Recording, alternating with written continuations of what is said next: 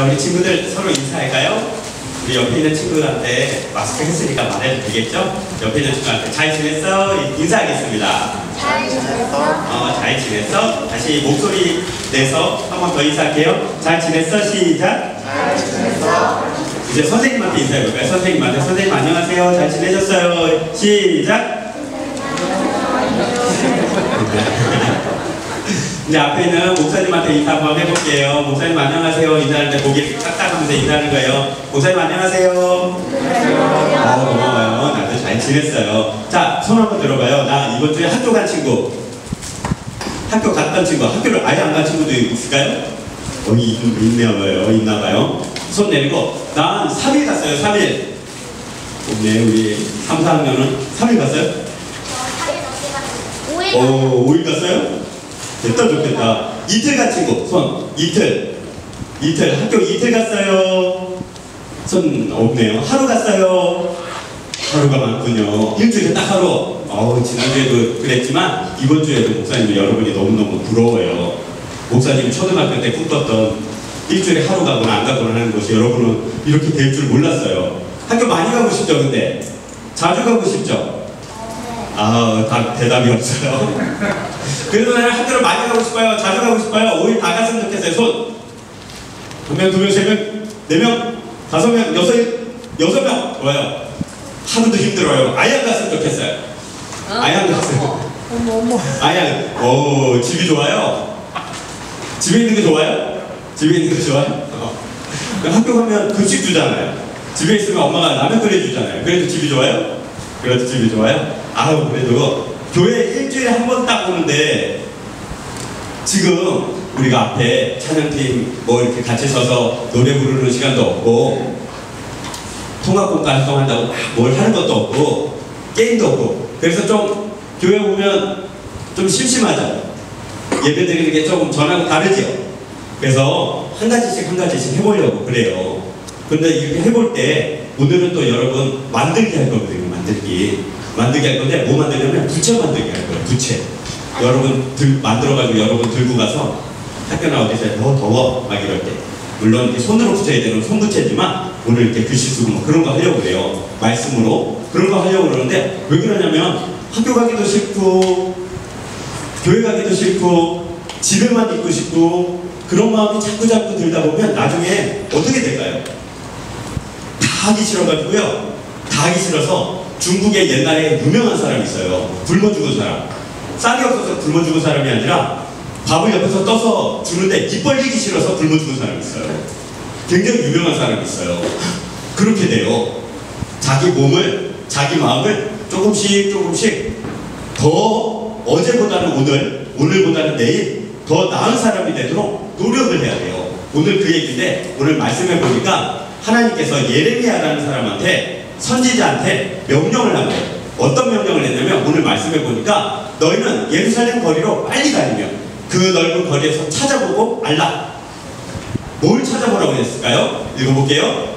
너희가 만일 정의를 행하며 진리를 구하는 자를 한 사람이라도 찾으면 내가 이 성읍을 용서하리라. 왜 이런 말씀을 하셨냐면 예루살렘에 다른 나라에서 쳐들어온 거예요. 바벨론이라는 나라예요. 바벨로니아라는 나라고요. 굉장히 유명한 왕이 있는데 세계사 역사에도 많이 나오는 느부갓네살 왕이라는 아주 강력한 왕이 있어요. 느부갓네살 왕은 아주 대단한 인물이게 귀족 출신도 아니고요. 아주 그냥 천민 출신이에요. 천민 출신인데 싸움을 굉장히 잘해가지고 조금씩 세를 늘려가다가 나중에 왕도 된 사람이고요. 이전에 있었던 큰 왕국이었던 아시리아 제국이라는 우리 그 세계사 시간에 히타이트 이렇게 나오는 그 제국을 무찔러버리고 바벨론이라는 새로운 나라를 세우고 그냥 세운 게 아니라 주변에 있는 나라들을 다 정복해서 큰 제국을 만든 느부갓네살이라는 왕이 왔어요. 근데 이 왕은 무지무지 잔인했어요. 그냥 잔인한 게 아니라 만약에 항복하면 살려주지만 항복하지 않는 나라는 들어가서 남녀노소 무슨 뜻이에요? 남자, 여자, 노인, 소인이니까 아이들까지 해서 아무도 살려주지 않는 왕이에요. 반항하고 대항하는 사람들은 성읍에 들어가서 모조리 죽이고 살아남은 자들도 포로로 끌고 가서 노예로 삼아버리는 유명한 왕이에요. 그 왕이 쳐들어온 거예요. 예루살렘에 사람들은 어떤 생각을 했냐면 느부갓네살 왕이 아무리 대단해도 바벨론 제국이 아무리 대단해도 우리 예루살렘은 안 망할 거야. 왜냐하면 우리 하나님이 지켜주시거든. 이 예루살렘에는 하나님을 예배하는 성전이 있거든. 그러니 우리 예루살렘이 망할 리가 있어? 절대 안 망할걸? 이러고 사람들은 안심을 하고 있었어요. 느부갓네살 왕이 드디어 대군을 이끌고 예루살렘을 삥 둘러서 진을 친 거예요. 예루살렘은 이렇게 평지가 있다가 약간 올라간 구릉지 위에 있는 성이에요.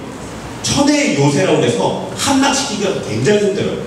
쳐들어가서 이렇게 위로 올라가서 적을 쳐야 되면 위에서 아랫사람을 지키기는 굉장히 쉬워요. 한 사람이 그런 시간에 아니야 너 왜 승려피를 그렇게 쳐다보고 있어? 그러면 이제 주목해. 그래서 한 사람이 밑에서 올라온 사람 10명 이기는 건 어려운 일이 아니에요. 뺏는 게 힘들지 지키는 건 쉬운 성이 바로 예루살렘 성이에요. 느부갓네살 왕이 와서 진쳐서 성을 빼앗으려고 하자 안에 있는 사람들은 어떤 행동을 했을까요? 우리 같으면 어땠을까요? 우리나라에는 하지만 그냥 이름만 놔두고 나머지는 백성들이 다스리는 나라로 바꾼 거예요. 그러면서 많은 것이 바뀌면서 우리나라보다 앞서기 시작했어요. 모든 면에서 앞서기 시작한 거예요. 그리고 나서 180년도가 지나자 우리나라를 노리게 된 거예요. 옛날 임진왜란때 뺏지 못한 저 나라를 다시 뺏어보자. 이러고 와서 가장 먼저 한 일이 뭘까요? 이런 일을 했어요. 한국 그 당시는 조선 사람들한테 돈을 빌려준 거예요. 돈을 빌려주면서 이자를 조금만 받을 테니까 이 돈 쓰세요. 이 돈 쓰세요. 조선 사람들은 갚을 능력도 없는데 그냥 공짜로 아주 이자를 적게 하니까 그 돈을 마음껏 쓴 거예요. 마음껏 쓰는데 누구가 마음껏 썼냐면 첫 번째로 왕이 마음껏 쓴 거예요. 당시 고종 황제의 아내였던 민비라는 이 왕비는 얼마나 낭비가 심했냐면 지금 시세로 1억이 넘는 호랑이 큰 담요를 자기 집과 왕궁과 그리고 자기 친척들한테 선물로 나눠줬어요. 그러면서 자기가 대단한 부자인 것처럼 그렇게 호사를 부렸어요. 먹는 거, 입는 거, 자는 거, 자기가 입는 옷에 얼마나 돈을 많이 썼는지 왕궁에 있는 돈을 다 쓴 거예요. 계속 옷을 예쁜 거, 멋있는 거, 비싼 거 입고 싶어서 일본 사람들한테 돈을 엄청나게 빌려가지고 그걸로 자기 민씨 일가들과 함께 돈을 엄청나게 쓴 거예요. 그러면서 돈이 더 필요하니까 나라 땅을 몰래 민씨들에게 나눠줘가지고 거기에서 농사를 짓게 하고 나오는 걸 강제로 뺏어서 자기네들만 잘 살게 된 거예요. 그때 뺏은 땅이 아직까지도 그냥 있는 땅이 저기 가면 춘천 옆에 남이섬이라고 있어요. 그건 자기 민비가 자기 오빠한테 준 땅이에요. 몰래. 근데 지금도 그걸 뺏지를 못하고 있어요. 나라 땅으로 다시 찾아오지를 못하고 있는 땅도 있거든요. 그러니 왕궁이 그렇게 돈을 마음대로 쓰니까 일본이 더 얕잡아 본 거예요. 그리고 백성들에게 쌀을 빌려줬어요. 일본이. 쌀을 빌려주면서 백성들을 한 명씩 노예처럼 부리기 시작한 거예요. 그때 우리나라에 인물이 없었던 건 아니에요. 신채호 선생이라는 분이 나오셔가지고 더 이상 일본 돈을 빌려서는 안 됩니다. 이러다가 우리가 나라를 빼앗기겠습니다. 이 모든 것은 빚인데 이러다 일본이 어느 날 와서 빚 갚어 이러는 날엔 우리나라가 망할 것 같아요. 그러지 말고 우리 국산품을 씁시다. 국산 장려 운동이라는 걸 했어요. 일본 돈을 쓰지 말고 일본 물건 쓰지 말고 우리나라 물건 쓰고 우리나라 사람들끼리 열심히 노력해서 한번 해봅시다. 그래서 신문도 독립신문이라는 것도 만들고 국제보상운동을 일으켰는데 일본이 가만히 있지는 않는 거예요. 요거 봐라. 이러다가 나라를 빼앗지를 못하겠는걸? 그런 생각이 들어서 독립신문과 신채호 선생을 무너뜨리려고 돈 많이 갖다 주고 어떤 사람에게 돈을 많이 갖다 주고 당신 지금 갖고 있는 신문사 나한테 파시오. 그러니까 그 신문사 하고 있던 사람이 왜 우리가 당신한테 이걸 팔아야 됩니까? 돈을 지금으로 따져도 돈이 얼마냐면 100억 이상을 준 거예요. 100억 이상을 줄 테니까 그러면 당신이 신문사를 그대로 하고 우리가 원하는 기사만 우리가 원하는 말만 할래요? 그랬더니 그 사람이 방시성을 가진 사람인데 그렇겠습니다. 그래서 그 사람이 신문사를 팔아버렸어요. 100억이란 돈을 받고. 그리고 나서 그 신문에서 국산 장려운동 그거 그 사람들이 잘 먹고 잘 살려고 하는 거니까 더 이상 하면 안 됩니다 하고 반대를 한 거예요. 그래서 국산 장려운동이 망해버렸어요. 그래서 이 조선일보라는 신문사가 계속 일본하고 친하게 지내야 됩니다. 일본에게 우리가 나라의 이 외교권도 넘겨야 됩니다. 일본이 우리나라 대신 그렇게 싸워줄 겁니다. 그런데 이걸 가만히 보니까 러시아가 가만히 보면 이거 봐라. 러시아는 고종황제하고 친해서 우리 조선 땅을 막 삼키려고 했거든요. 요거 봐라. 그래서 러시아가 밑으로 쳐들어 내려온 거예요. 그러자 일본하고 러시아하고 우리나라 땅에서 싸운 거예요. 근데 러시아는 그 당시만 해도 무기가 신식 무기가 별로 없었어요. 심지어 대포도 없었어요. 근데 일본은 저기 군산항을 이용해가지고 일본에서 대포를 엄청나게 싣고 와가지고 우리나라 땅인데 자기는 마음대로 싣고 와가지고 대포를 쫙 늘어놓은 거예요. 거기에 대해서 고종 황제가 특사를 보내서 왜 당신들이 우리 땅에다가 니네 나라 대포 무기를 마음대로 가져오냐 했더니 뭐라고 얘기해요? 러시아가 조선을 침략해서 먹으려고 해요. 우리가 막아줄게요. 당신들 군대 없잖아요. 그 당시 우리나라 사람들은 한방 빵 쏘고 또 재정전하는 그런 총밖에 없었거든요. 불쌍한 나라였어요. 당시 우리 조선은. 그래서 이게 아닌데 싶어도 할 수 없이 일본이 러시아하고 싸워서 이겼어요. 그게 러일 전쟁이에요. 이번에는 또 중국이 쳐들어와가지고 일본을 몰아내려고 하자 일본이 중국하고 싸워서 또 이긴 거예요. 일본은 자신감을 얻었어요. 러시아도 이겼죠. 지금의 소련, 지금의 그 러시아 그거예요. 이겼죠. 중국도 이겼죠. 이것 봐라. 조선을 차지했던 우리나라밖에 없네. 그래서 강제로 우리나라를 먹을 계획을 잡은 거예요. 그때 첫 번째 반대도 다른 나라를 한테 도움을 요청한 사람이 있어요. 그게 고종황제의 아내가 아까 그 민비예요. 더 이상 일본으로부터 돈이 나오지 않자 이것 봐라. 그러면 나는 러시아한테 붙을까? 중국한테 붙을까? 그런 거예요. 그러자 일본 사람들이 깡패를 시켜서 종로에 깡패들이 많았어요. 일본 깡패들이. 그 깡패들을 시켜서 몰래 남의 나라 궁 안에 들어가서 남의 나라 왕비를 칼로 죽인 다음에 그 경복궁 안에 운물이 있어요. 경복궁 안에 있는 운물에다가 거꾸로 사람을 빠뜨려 죽였어요. 왜냐하면 그 당시 미신이 있었어요. 물을 더럽히면 나라가 망한다는. 조선을 완전히 망하게 하려고 민비의 시체를 그 운물에 빠뜨려서 운물물을 더럽힌 거예요. 그리고 그 다음날 7명을 불렀어요. 7명의 대신을 불렀어요. 일본 사람들. 이 7명은 우리 조선에서 왕 다음 가는 사람들이에요. 7명을 앉혀놓고 여기 대신들 내 말대로 해서 지금부터 일본에게 우리 외교권, 즉 나라로서의 주권을 넘긴다는 서약을 고종황제한테 받아오시오. 그러자 그 중에 2명이 말도 안 되는 소리 하지 마십시오. 우리나라가 어떤 나라인데 일본 당신들이 지금 우리가 조금 약해져 있지만 당신들이 우리를 이렇게 엿볼 수 있는 그런 나라가 아니오 라고 얘기해. 그 2사람을 따로 끌고 나가서 다른 나라의 대신인데 헌신 두들겨 패가지고 집으로 돌려보내고 나머지 5명은 그럽시다 해서 이 5명이 동의를 한 거예요. 5명이 왕을 찾아갔어요. 왕을 찾아가서 왕을 끌어앉혀놓고 의자에 이렇게 주저앉혀놓고 여기다 사인하라고. 왕이 이게 뭐요? 아니 지금 일본에게 나라의 외교권을 넘기는 겁니다. 외교권을 넘긴다는 게 뭐냐 물어보니까 이제 다른 나라가 와서 우리나라와 무역합시다 그러면 일본이 대신 나가서 하고요. 다른 나라가 쳐들어오면 일본이 대신 전쟁해주고요. 다른 나라가 와가지고 이런저런 협정을 맺읍시다 그러면 일본이 대신 나가서 협정을 맺는 것입니다. 해서 한국과 조선과 일본이 협약을 맺는 것을 그럼 나라를 빼앗기는 것이지 않느냐? 그때 사무라이들이라고 부르는 이 깡패들이 들어와서 칼을 빼들고 여기다가 도장을 찍지 않아요. 그때 도장이라는 왕의 옥새를 가지고 도망갔던 대신도 죽고 그래서 그걸 다시 찾아와가지고 그 도장을 찍은 거예요. 그게 1910년도에 있었던 일이에요.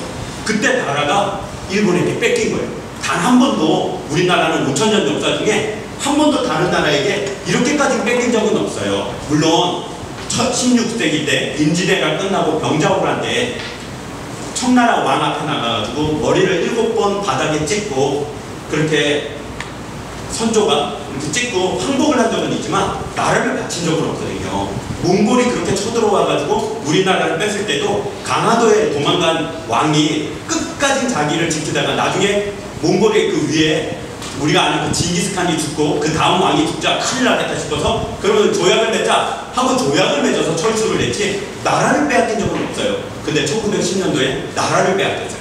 그때 이제 시간이 많이 지나서 왜 나라를 빼앗겼나 라고 생각을 해보니까 오늘 본문의 말씀이 나라를 빼앗긴 사람들의 특징을 말해줘요. 첫 번째, 세상 사람들이 말하기를 나라를 빼앗기는 7가지 이유가 있다는데 다 말할 필요는 없는 것 같고, 첫째는 위에서부터 아래까지 사람들이 돈을 마음대로 쓰는 것이 있대요. 그래서 왕은 쓸데없는 큰 돈 많이 드는 역사를 일으켜가지고 궁전을 크게 짓고 사당을 크게 짓고 아무 필요에도 없는 잔치하는 누각을 크게 짓는 공사를 일으켜서 나라 돈이 텅텅 비게 하면 나라가 망합니다. 백성들도 똑같아요. 백성들도 사는 집만 의리의리하게 크게 짓고 노는 곳만 의리하게 지어서 그냥 놀고 먹자는 쪽 하면 나라가 망한대요. 그리고 두 번째, 왕은 잔인하게 굴고 백성들은 이웃을 돕지 않으면 나라가 망한대요. 왕이 잘못한 사람들한테 아주 잔인하게 구는 거예요. 잘못한 사람은 고치고 개선하고 교육해서 선한 사람을 만들어야 되는데 왕이 그걸 싫어하는 거예요. 왕은 무조건 너희들 잘못한 사람은 다 죽어! 그러면 나라가 망하는 거예요. 백성은 고쳐야 되는 거예요.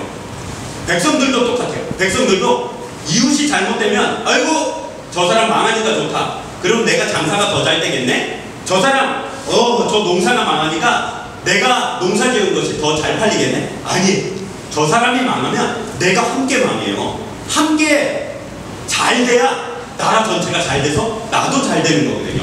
그렇게 하면 나라가 망해요. 그건 세상 사람들이 말하는 바예요. 그런데 하나님이 우리에게 말하는 바가 있어요. 한국 사람들, 특별히 우리 믿는 사람들에게 말하는 것이 있어요. 하나님은 한 나라를 세우고 그 나라가 하나씩 하나씩 만들어가는데 꼭 필요한 게 있어요. 꼭 필요한 게 뭐냐면 하나님은 사람을 찾으세요. 사람을 찾아서 그 사람을 통해서 그 나라와 민족과 그 나라를 통하여 하나님이 원하시는 일들을 만들어 가세요. 어떤 사람을 찾을까요?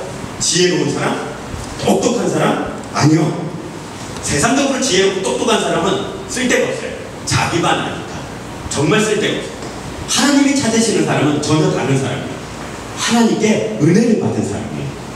하나님께 은혜를 받아서 하나님, 내가 지혜가 필요해요. 그래서 세상의 지혜가 아니라 하늘의 지혜를 가진 사람을 하나님이 찾으세요.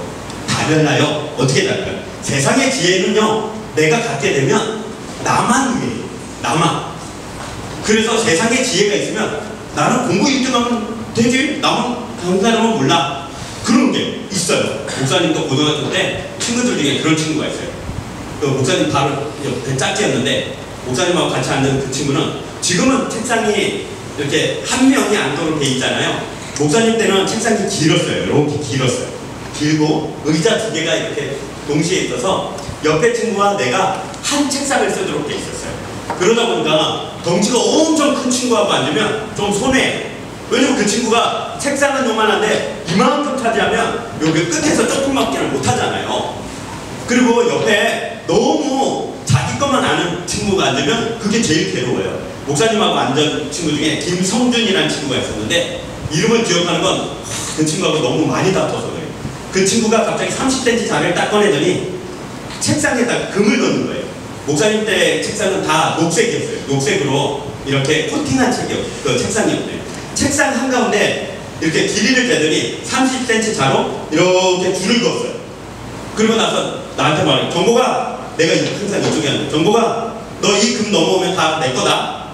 나는 그냥 무심히 들었어요. 그럴 수도 있겠지? 그리고 무심히 들었는데 이러다 보니까 내게 지우개가 반쯤 넘어갔어요. 그 선 이렇게 그어놓은 곳에. 그랬더니 칼을 꺼내가지고 넘어왔지? 그런데 지우개를 반으로 똑 잘라서 자기가 가져갔어. 넘어오면 내 거다! 이러니까 공책이 끝에가 이렇게 넘어가니까 칼을 꺼내더니 공책을 이렇게 자른 거예요. 얼마나 열받아요.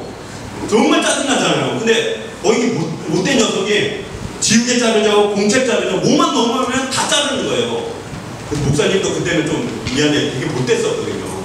그럼 좀 봐라, 너 그랬지, 너 한번 두고 보자 이랬어요.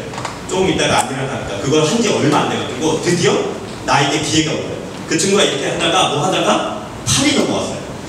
그래서 목사님은 칼을 꺼냈어요. 그리고 팔뚝 여기를 딱 잡고 칼을 여기다가 딱 대고 자른다. 애가 얼굴 호해져가지고 야! 뛰어고 막 욕을 하는 거예요. 그래서 막 팔을 뿌리치길래 너 일로 와, 일로 와, 일로 와. 지우개 잘라갔잖아. 공책 잘라갔잖아. 난 네 팔 잘라야지. 넘어왔잖아. 그거 네가 정한 거잖아. 이러고 쫓아다녔대요. 그럼 막부터 싸움이 됐어요. 싸움이 돼가지고 애들이 옆에 와서 왜 그러냐고. 야 봐라, 지우개 반 자르라고. 못된 애들밖에 없었어요. 근데 말려야지. 아니야 정부가 그건 아니야. 다른 걸로 대신한다거나 그러지 마. 이래. 팔 잘라. 뭐 이러니까 이제 이게 막 이게 싸움이 된 거예요. 그래서 팔 자른다면 칼을 대고 이러다가 실수를 했어요. 칼 대고 이렇게 칼이 날까 좀 찔렸어요. 툭 찔린 거예요. 그러니까 피가 나잖아요. 그놈이 우리니까 피가 나고 운 거예요. 그래서 나도 겁이 나가지고 어떻게 했는데 상처가 그렇게 크진 않는데 살짝 이렇게 나가서 피가 살짝 난 거예요. 그래서 그냥 침 바르고 옛날에는 데일밴드가 그렇게 흔한 게 아니었어요. 정말 없었어요 데일밴드가. 그래서 공책 끝을 잘라가지고 딱 붙였어요. 그 옛날에 그게 데일밴드였어요. 그거 붙이고 그러고 막 이렇게 서로 이러고 그냥 집에 갔어요. 다음날 아침 아무것도 모르는 채 학교를 왔는데 김성준 엄마가 기다리는 거예요. 근데 나를 보자마자 머리를 잡아가지고 막 돌리고 막 때리고 막 맞고 그리고 질질 끌려서 교무실에 갔어요. 교무실 가서 뭐라고 그러냐면 그 엄마가 선생님 이 나쁜 놈이 우리 아이를 칼로 찔렀어요. 그 얘기만 들으면 내가 무슨 진짜 악독한 범죄자 같잖아요. 살인자 같잖아요. 사람 죽이려고 한 것 같잖아요. 선생님이 흥분을 해가지고 너 어떤 일이냐고 왜 그러냐고. 근데 다행히 그 선생님이 정말 괜찮은 선생님이셨어요. 막 먼저 화를 내는 게 아니라 앉아. 그런데 어머니 아유 죄송하다고 제가 몰랐다고 좀 이렇게 앉아보라고. 근데 옛날에는 요즘하고 좀 달라서 선생님이 굉장히 권위가 있으셨어요. 학부모님들도 아무리 흥분해도 선생님이 그러면 좀 얘기 좀 들어봅시다. 가만히 계셨거든요. 어떻게 된 거야? 그러니까 나는 막 그렇게 막 가가지고 선생님한테 그러니까 너무 서러워서 눈물 그래요. 막 말을 제대로 못 하잖아요. 그때 입술로 이렇게 침착하게 이렇게 돼가지고 이렇게 된 겁니다. 말을 해야 되는데 말을 잘 못 하잖아요. 그래가지고 그냥 흥분만 한 거예요. 그래서 이제 좀 그러니까 사실은 성준이가 이렇게 줄을 그어가지고 지우개가 넘어갔더니 반 잘라가지고 자기가 가져가 버렸어요.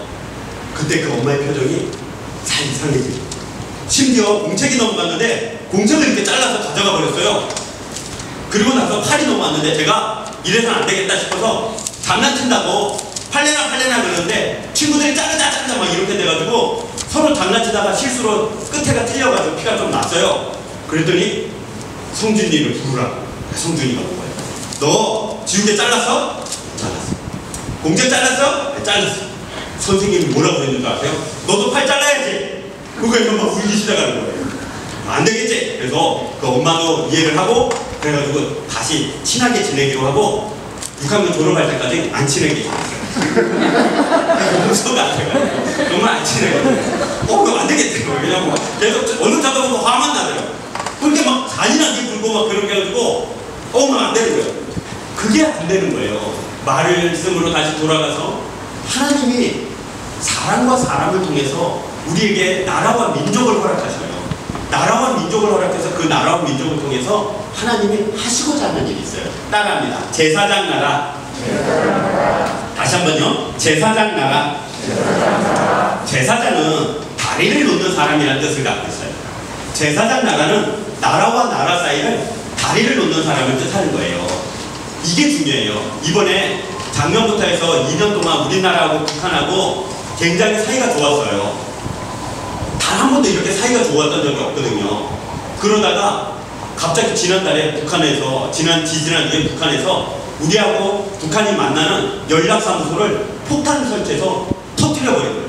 그리고 큰 스피커 있거든요. 엄청나게 커요. 이거 한 10배만한 스피커를 여러 개 설치해서 대남 비방 방송이라는 게 있어요. 남쪽 사람들은 못됐어. 남쪽 사람들은 다 뭐 이상한 놈들이 뭐 그런 방송을 한 걸 하적했다고 그런 거예요. 북한이 화가 난 거예요. 왜냐면 2년 동안 회담을 했는데 회담하는 동안 약속한 바를 북한이 안 지키는 거예요. 지금 북한은 어떤 형편이냐면 북한으로는 아무 배도 못 들어가요.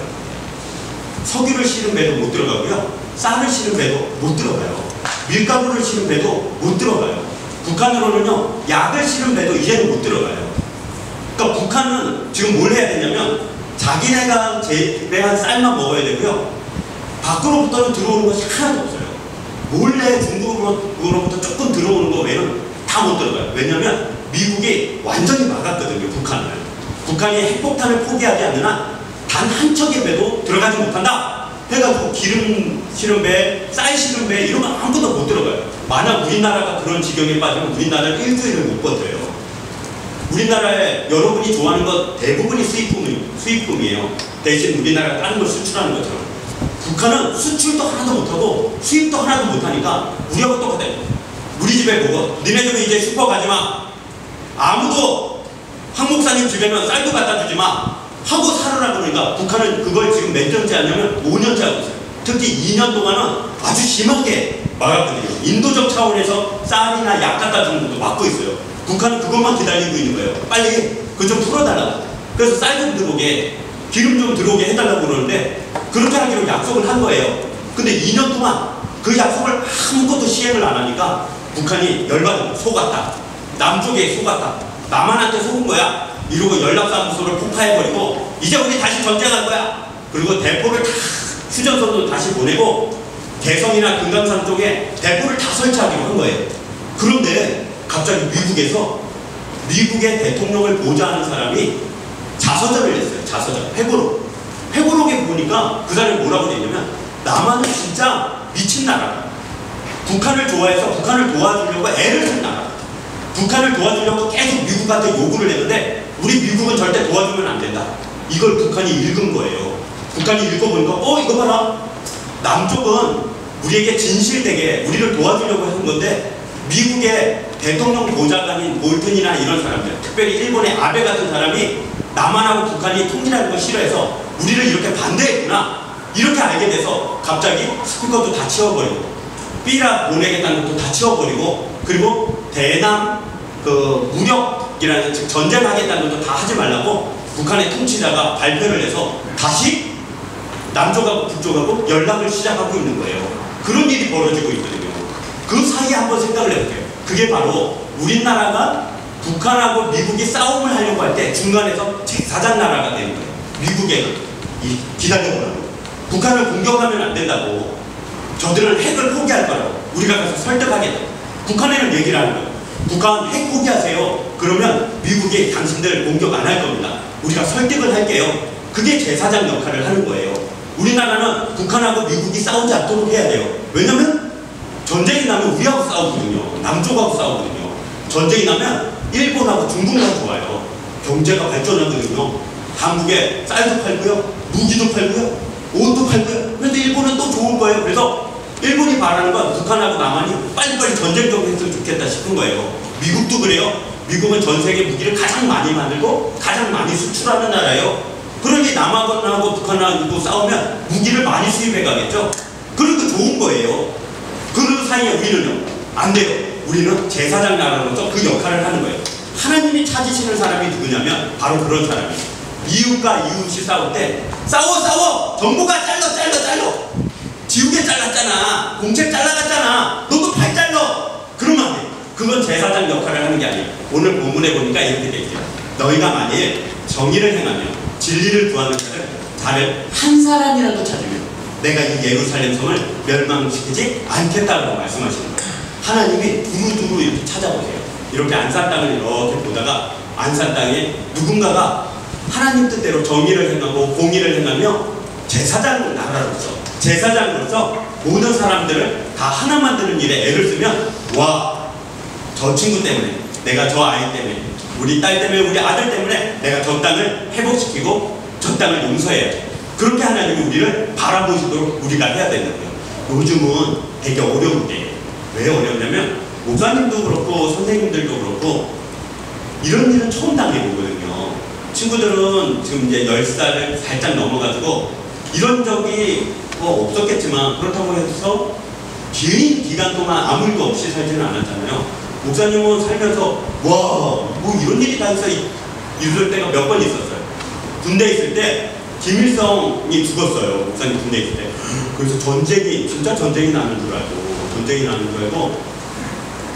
총이랑 뭐 수리탄을 받아가지고 산속에 들어가서 못 내려왔었거든요. 그때 얼마나 오래 있었는지 정확한 기억은 안 나는데 올라가가지고 산속에서 맨날 밤마다 불 안에 떨었어요. 그리고 무슨 소리만 나면 전쟁 나는 거죠. 그래서 무전기가 있는데 그 무전기 소리가 지금도 기억이 나요. 한밤중에 무전기가 뜨르르 그 소리가 나면 102명의 중대원이 자다가 번뜩 일어나서 서로 아무 말도 안 하고 서로 눈을 쳐다보면서 가만히 그 소리에 귀를 듣고요. 왜냐면 우리 이제 전쟁이 나서 누가 온다 그러면 그걸로 연락이 오는 거거든요. 그러면 이제 무전병이 정말 무전병이 떨리는 음성으로 얘기를 해요. 통신보안 5중대 뭐 어쩌고 저쩌고 해서 어디서 뭐뭐뭐 찰리 브라운 그럼 그쪽에서 얘기해요. 뭐 통신보안 뭐 해가지고 적 침투 이 적 침투라는 요 세 글자 요게 나오면 우리 죽은 거예요.